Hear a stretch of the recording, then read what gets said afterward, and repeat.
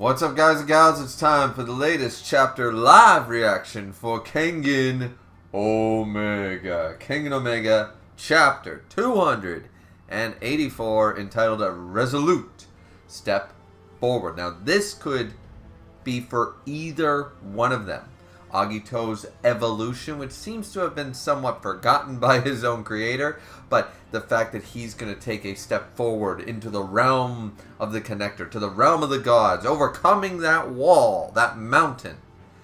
Or this could also implicate Gao Lang in the idea of, I'm stepping forward, I'm stepping out of your shadow, I've faced my fears, the guy I lost to, I will not lose again, and my fist will be the answer to that. It'll be a resolute step forward into, once again, the same goal, into being stronger, being better than his past self. So, once again, our money is on Gao Lang, and this might not actually be the end of the fight.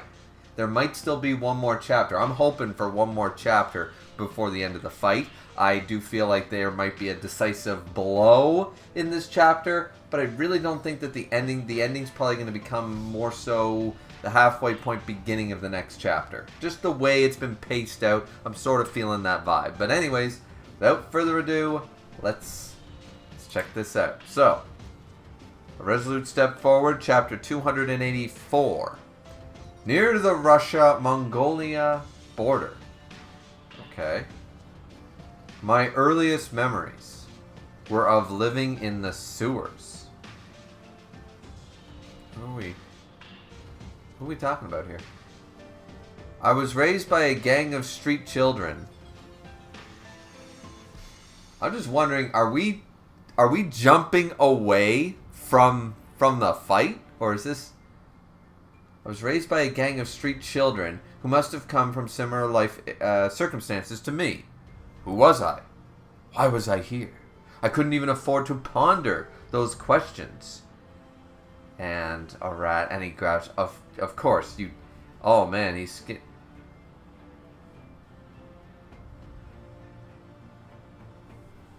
are we getting full Agito backstory right now? I didn't even realize, like, wait, is that Agito? Are we finding out where Agito came from before he was in the Gyu ritual and rescued by Matsudo? Is this his origin? We're saying he doesn't know, he was just an orphan, he was living in the sewers with other people, gang of children and stuff. If this is Agito's backstory... Oh.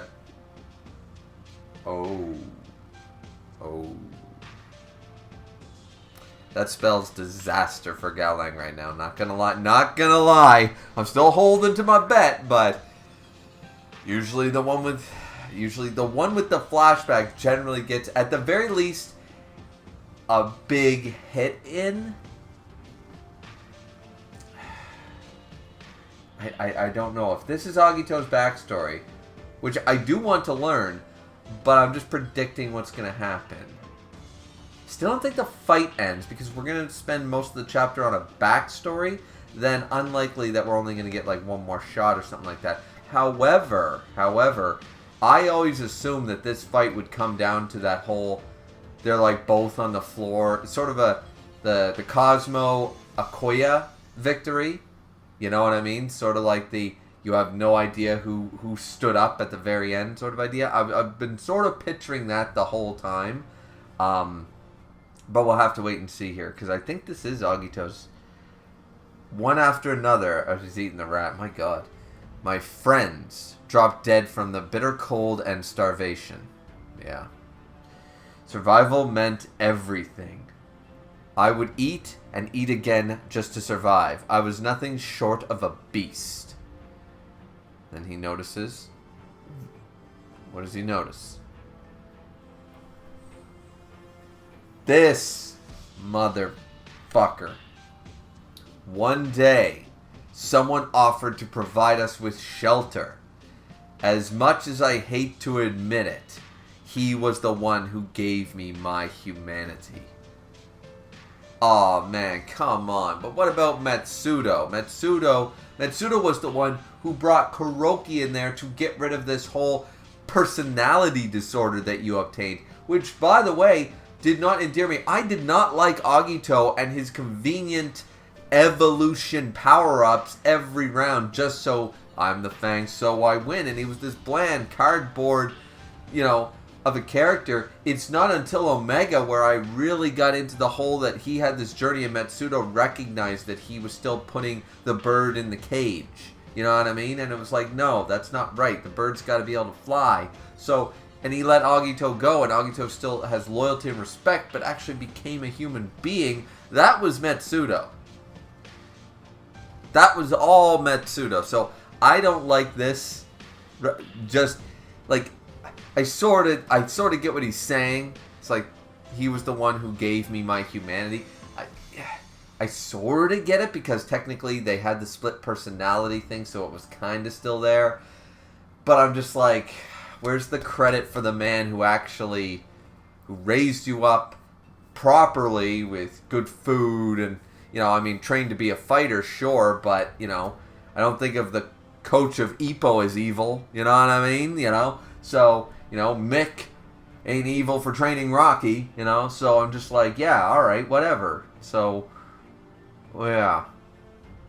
Oh man, this is my only issue with this is that we're discounting the fact that he was still a wild animal, barely a human being, a functioning human being until post Ashura. So, yeah. Oh man, I'm stuck on that pen. And the man, he's so on point with the tiger shit. He's literally wearing a fucking shirt with the tiger pattern. Speaking about Rocky, Tokita Nico, Tiger Nico, Jesus. Our gang was taken into Nico's custody and trained in the Nico style. Well, his version of it, which, of course, that's why Agito didn't immediately recognize it or whatever like that, because his style is so different. He's more close to the Gao style than the actual Nico style, I would argue, or a different blend, because by the time Oma got trained by our Nico in the Nico style, in the real Nico, that style had evolved much differently than the one that 6 was taught by Gamukaku. So, yeah. It's still the Nico style. It is just a variation. Despite being a member of the illicit organization called The Worm, he treated me like a human for the first time in my life. He was almost like a father to me.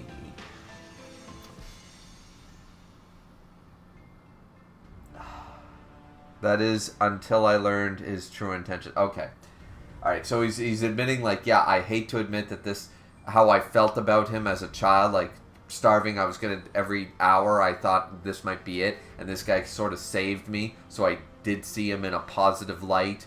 The words are just, because Metsudo was more his father than anybody else. He saved him, and he raised him, and stuff like that, so, yeah, I'm not liking the almost non-mentioned disrespect on Metsudo, who actually gave him a real shot. But at least Agito is acknowledging until. And there it is, the famous shot. Though, isn't his hair short? Shouldn't his hair be a little longer here in the original panel? Wasn't his hair back to being a little longer? It's shorter here, but anyways. But here's the shot. The shot that everyone... It is a great panel. Kill each other until there's only one man standing.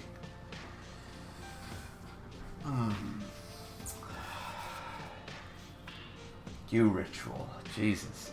The Gyu ritual. It robbed me of what little humanity had sprouted within. Okay. I kind of like this then. He's like, he admits, alright, I was basically a beast. I was just an animal. He brought out a wee bit of humanity in me. It sprouted. And then he literally tore that away. And anything that he possibly had positively done for me was immediately removed. So it is still giving credit. Thank shit. Alright. I was unsure of the direction they were going, but this is actually less egregious than I thought. I was like, okay, we're discounting everything that Metsudo did for this man right here by doing this.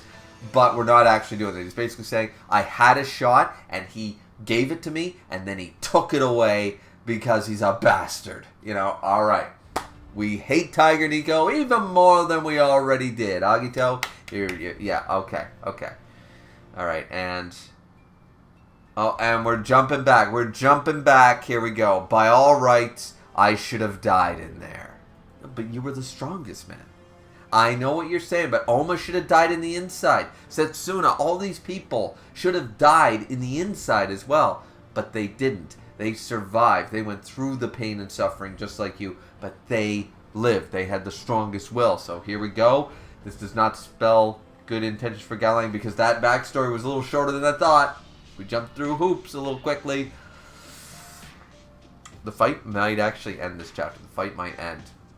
Though that is a painful ass. I know people have been complaining about the art, but that is a shot of Agito just taking a hit. Like, holy shit, he's spitting up anything that he's got in his mouth there. Why did I survive? Galang about to follow up with an elbow. Why am I still alive? Galang, like, look at these shots. These close-ups are well done. This has been an exciting fight.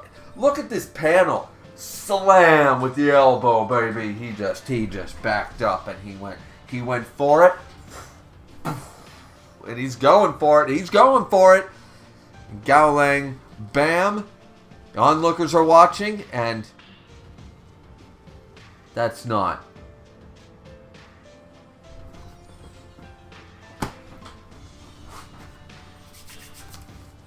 Okay. A dragon shot to the elbow?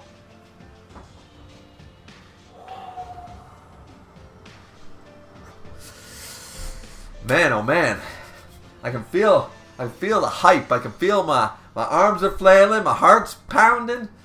I've been watching too many of those Toriko King of Lightning reviews in my spare time for some background noise right now, you know what I mean? Because I've been under the weather a little bit, so I've just been putting on background noise, and I always like watching King of Lightning, and he gets right up and animated, and I'm starting to feel it. I should just get up and start singing and dancing with a sword like he does. Where's the towel? Where's the fucking towel? Alright, so that is a fucking shot that I didn't expect. He went for that elbow, and fucking boom. Boom, baby. That is a nice shot. Once again, the art has been, I mean, I don't think with the way Daro's Passion is, we're ever going to get some of the panels or levels of Kuroki versus Oma, Kuroki versus Agito, you know, those level of fights. Because some of that art was just 11 out of 10. He went way harder than I think he's ever done since. But we got to appreciate, like, that is a shot. These have been great close-ups. That is a shot. I don't think an elbow is supposed to bend that way. Like, that doesn't feel good. I'm just saying. Salam. Holy shit. It's like Rakasha's palmed. Oh. And Gaolang felt that. He's rattled. That's a reaction. Oh, but look at Gaolang. He doesn't give up.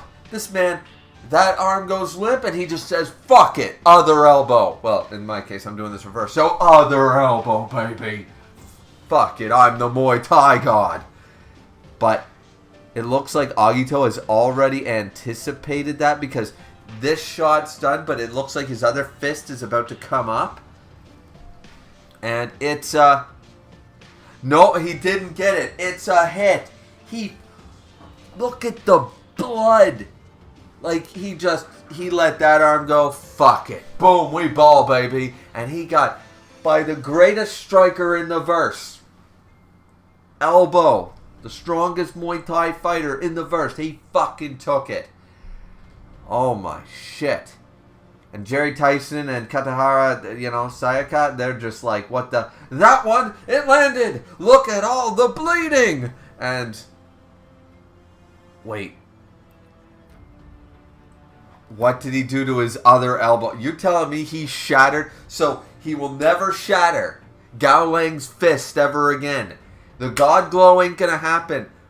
But you said nothing about your elbows. The joint lock that you need to fire off that speed and stuff. He broke his elbows.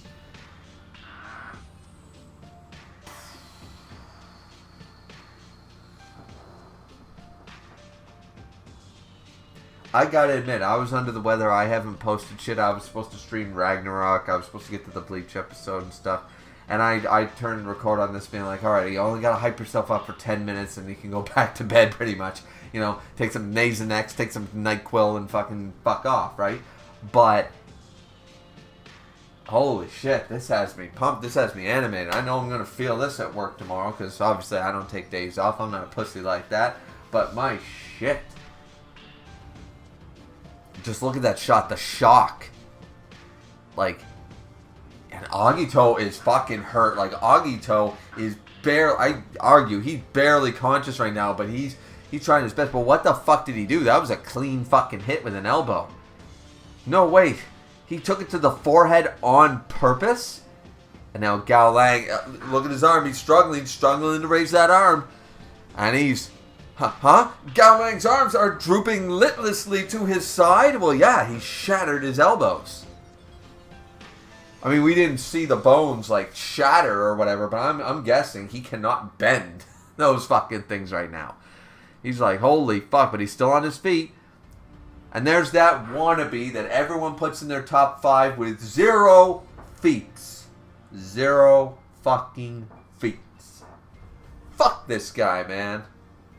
I feel like Kevin Hart on the Tom Brady roast. Fuck you, Tom Brady. Fuck you, head of the worm. Fucking pussy-ass bitch. Let's see. He's lost both his arms. Guess that's the match.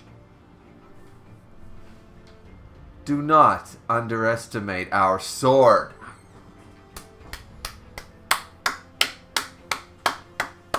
If I was still drinking, ladies and gentlemen, I would toast this man right now.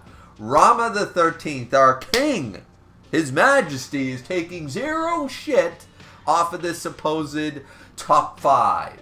The supposed wannabe. He's like, he literally just grabbed the head of the worm and went, shut the fuck up. I feel like Rama can fight. Like, he's always been ripped, but I feel like he literally spars with Gao Lang or something like that. He's like, well, I can't be His Majesty without being able to know how to throw down myself now and again. Not that I should ever have to. You are my sword. You are my everything. But, yeah, no, I should still not be some fat, overweight, or skinny princeling of a person. No. Because I feel like Rama knows how to fight. You know what? Fuck it. Anybody who puts Yan in S tier, I immediately put Rama the 13th in S tier as well. Because you know what? We have 0 feats for both. So it's a stalemate, ladies and gentlemen. Rama the 13th, top 5. Let's go. Rama the 13th is in S tier until proven otherwise. Wherever you put Yan, remember that my list has Rama the 13th right above him. Wherever Yan goes, Rama the 13th is just one step ahead. Because the disrespect of doing that, and it's just happening. It's just happening. Fuck yeah. Fuck Yan. Alright, let's go. Fight's not over yet. Gao Lang's fighting spirit hasn't been snuffed out yet. Alright, Agito's barely on his feet. Gao Lang's arms are bad, but he doesn't still look the worse for wear. Agito looks worse off. Like, look at Agito. He is deranged right now. His eyes have been out of focus this whole fucking chapter. And he's huffing. He's puffing. He's barely keeping his stance. And look, he can't even see straight. He can't see Gao Lang. Gao Lang went formless before, but if he hadn't done that, I'd call that the formless style, because this man can't even see where the fucking Gao Lang's head is right now. He has no clue. No sense of direction. Zoro has better sense of direction right now than this man. Let's see. Kano took out his arms, but suffered quite a lot of damage himself. Are you telling me that he took it to the head and he smacked him so he could hurt his elbow?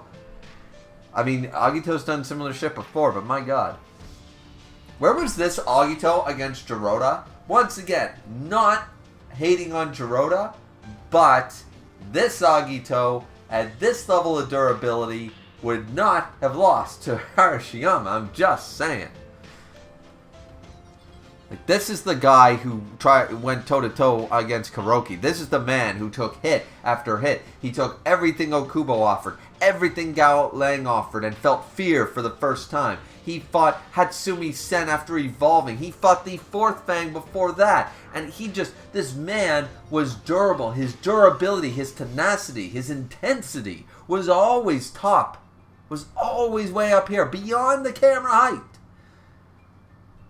Where was this man in that fight? That's all I ask. So he took one blow to the body and two to the head. It's almost a miracle he's still holding on to consciousness. Yeah, no, like, his brain was rattled last chapter even. Like, my God.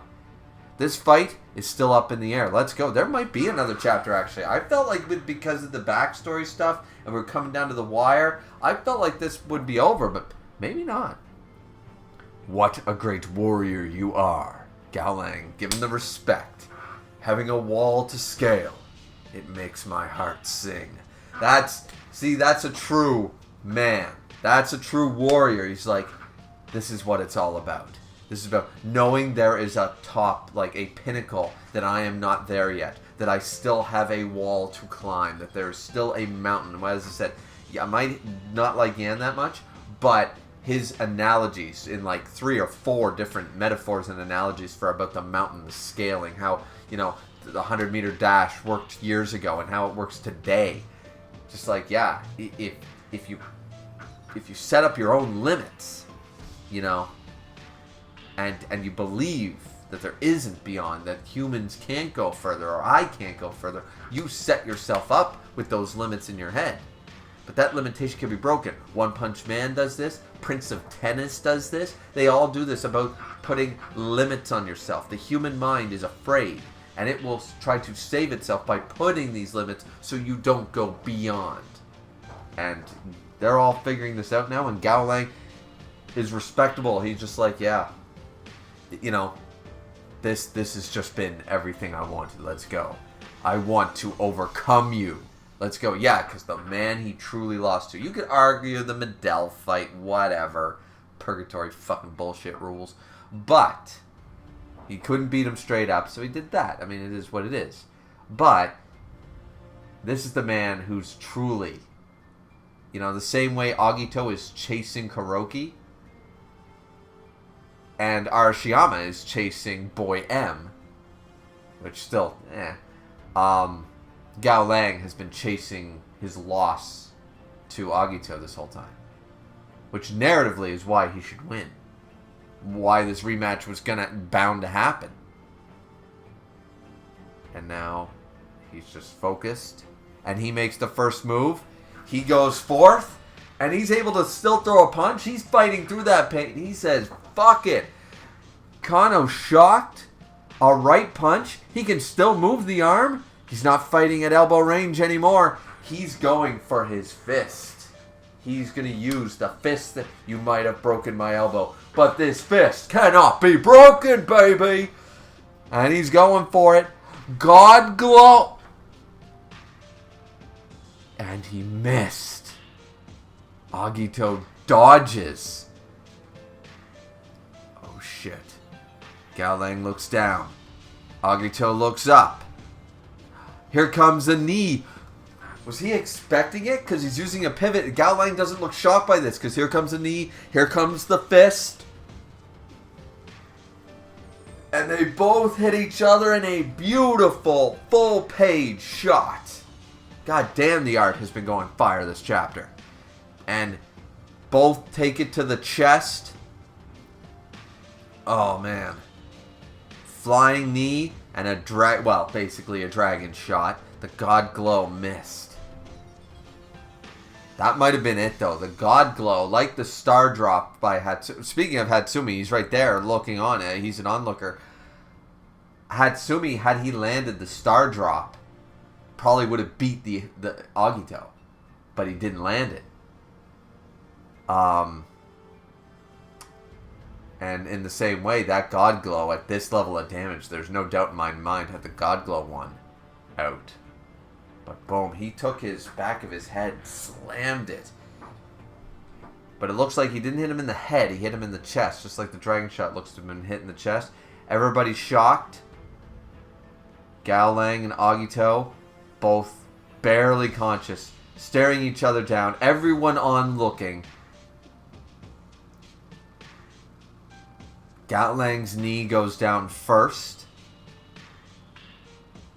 Is it a fake out though? Is Agito then gonna fall? Gao Lang's knee's going down. He's losing consciousness. He's starting to fall. Your Majesty, I'm sorry. It fades out.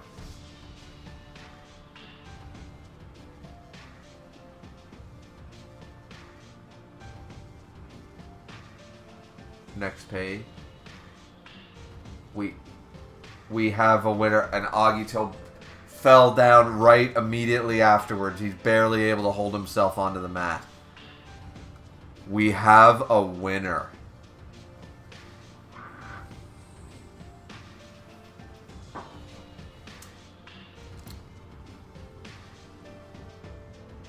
Wow.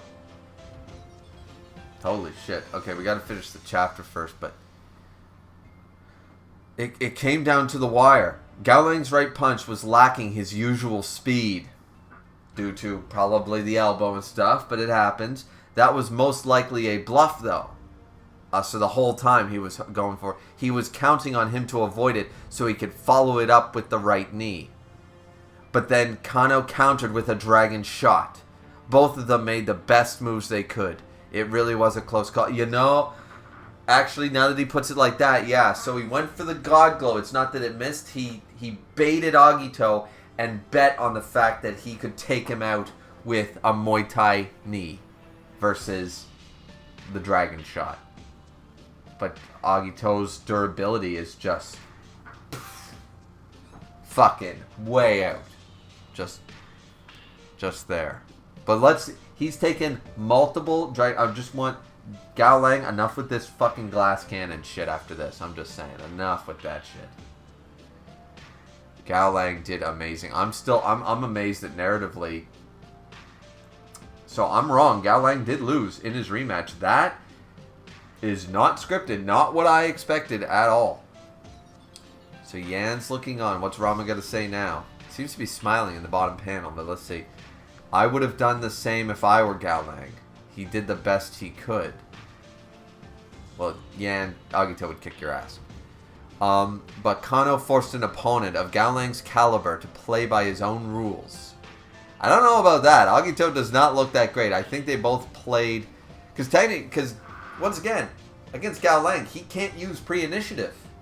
So, realistically, Gao Lang controlled a lot of that fight. I think that was even. I don't think either one controlled the fight because he locked his pre-initiative away by being Gao Lang. You know what I mean? So, I don't know about that. I think that's an incorrect statement, saying that Kano forced an opponent to play by his own rules. I mean, you could argue that they both got heavy hits and both got shots that came right down to the wire. That was 51-49, you know what I mean? Like, that was a high diff, extremely high diff fight, and might not be repeated if they have a third match, you know what I mean? That's all I'm saying. Kano Agito, I apologize for my contempt of you, as you should. If Kuroki and Shen had kept going and no one interrupted and shit, I'm sorry, you and Fu would have died. Roland and Agito were going to win those fights. Shen would have been too distracted, having too much fun against the Beard to fucking go save your ass from the Emperor. From the King of the Kengan matches. Fucking head of the worm, fucking loser. And Rama, well done, Gao Lang. We have been your witness. Like, see, that's what I like about Rama. Rama's always like, I got confidence in this man. He is our sword. And it's not over till it's over. And even when he loses, the man doesn't go, ugh, my sword has become dull. Or, I'm going to have to find a new sword. Or something like that. He immediately smiles and goes, good job. I know you've gotten stronger from this. And I know you'll do more great things for me. Like, he never loses faith in Gao Lang. Gao Lang has lost a couple of times in this series, twice now to Agito, which is very fair to lose to Agito, but he never reprimands that. He always just goes, you did very well against an enemy of that strength, you know what I mean? Like, good on Rama. Rama, so much better than Yan. Let's see, and Gao Lang's just there, knocked out on the floor. An upsetting result for Gao Lang Wong Sawat. His rematch with Kano Agito was unsuccessful. However, we all know that Gao Lang won't give up just yet. Let's all wait for the great warrior to make his comeback. And now, a new champion of Japanese underground martial arts has been born. His name, Kano Agito. A proud Saiyan prince. Wait a minute, that's not right. The winner of the first real championship tournament is Kano Agito, Emperor, King, and Fifth Fang. Count them, 1, 2, 3, 4, 5 of Metsudo, representing the Kengan Association. And he's doing his classic moving his hair back. Let's go, baby. End of chapter. What a finish. Great fucking chapter. 10 out of 10. And, okay, so that's the real tournament. A lot of people be happy about that. Stop reading Kengan if you don't want to watch tournaments, okay? Number 2, Gao Lang losing, surprising. Surprising as fuck. You know, because I've called this whole tournament correctly almost the entire time. And this is where I made my one mistake. I picked the wrong one to win it all. Because narratively, character building, and scripting-wise, Gao Lang had all of that. MC level, he's plot armor, I'm going to win. And you know what's funny is no one's going to acknowledge, because this is a big complaint of a lot of the Omega critiques. This is a big complaint that everything feels forced. Everything, we already know the outcome. Nothing surprises us anymore, because everyone loved the fact that the beard came out and won it all. Not the main character, not the main enemy, not the rival, none of those, no. Not a mentor character, no. It was this random dude. He won the whole thing against the main character, against the main enemy, against everything in Ashura. It was surprising. We never really knew. We assumed, but we didn't know what was actually going to happen. Right? And that was high praise. Well praised consistently in each round of the Ashura tournament. And I'm just going to say that, like the Berserker Bowl before it with Rahito winning the whole thing, that was, by the time we got to the final match, we knew that would be the case. But the fact that Rahito ended up evolving and winning the whole thing, that was shocking. And I would argue that this, so played up to be scripted since round 1, when he beat the man who beat the Fang, and then said, that's not what I'm here for. I'm here for a match with you, because I've lost to you and I'm not going to lose again. Agito's like, bring it on. I look forward to it. You, the first warrior I ever faced and feared. Let's go. And it was set up for Gao Lang to make his comeback. And the fact that he lost is off script, surprising, not expected, completely unexpected, realistically. What more do you want? You know, had Gao Lang won, that would have worked. But you can also argue that this works even better to shut the fuck up out of the naysayers saying that we know everything that's going to happen. We know who's in the finals. We know who's going to win this fight. We know this. Ashura was so much better. Well, not a whole lot of people called Rahito winning the whole Berserker Bowl when it was announced who was fighting in that. I don't remember a lot of people betting on Rahito. And I'm talking even before that, when there were more people like fighting for a spot in the Berserker Bowl. And now our second tournament since then, we've just had Agito win the whole thing, when Gao Lang was there for a perfect rematch setup, and Roland to actually show up and maybe strut his stuff to re-earn his title as, you know, the king. Like, there was, narratively speaking, there was a minimum of 3 opponents there even you could argue Dorota for basically a headcanon reason, but there was a minimum of 3 characters that had narrative and story and character purpose to win this tournament and beat their opponents.